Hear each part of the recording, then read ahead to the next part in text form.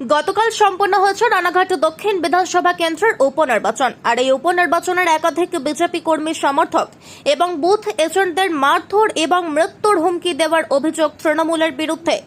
এবার সেই সুরে সুর মিলিয়ে ক্ষোভ উগড়ে দিলেন রানাঘাট লোকসভা কেন্দ্রের সাংসদ জগন্নাথ সরকার।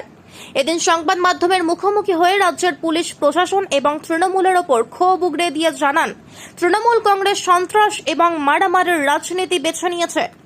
গতকাল রানাঘাট দক্ষিণ বিধানসভায় যেভাবে তৃণমূলের হারমাদ বাহিনী একের পর এক নিরীহ বিজেপি কর্মী সমর্থকদের মারধর এবং তাদের মৃত্যুর হুমকি দিয়েছে তা সত্যি বলার কথা নয়, নির্লজ্জের মতো কাজ করেছে বলেও অভিযোগ করেন সাংসদ।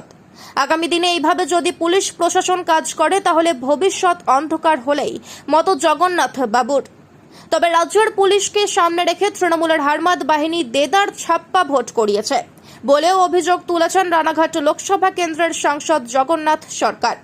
যদিও এর প্রতিবাদে আগামী দিনে সমস্ত রানাঘাট দক্ষিণবাসীকে বৃহত্তর প্রতিবাদে নামার আহ্বান জানিয়েছেন তিনি।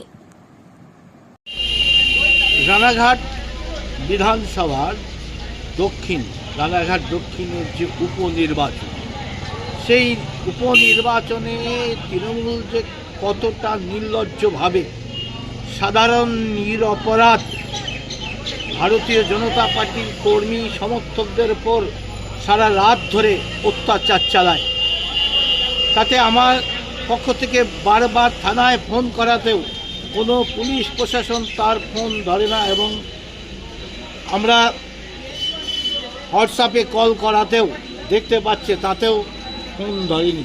এবং তার নমুনা দেখতে পাচ্ছেন, রাতভর কিভাবে অত্যাচার, সাধারণ মানুষকে মারধর করা হয়েছে, বাড়ি ভাঙচুর, দোকান ভাঙচুর, তার জ্বলন্ত নিদর্শন আপনারা ভিডিওতে দেখতে পাচ্ছেন বা ছবিতে দেখতে পাচ্ছেন।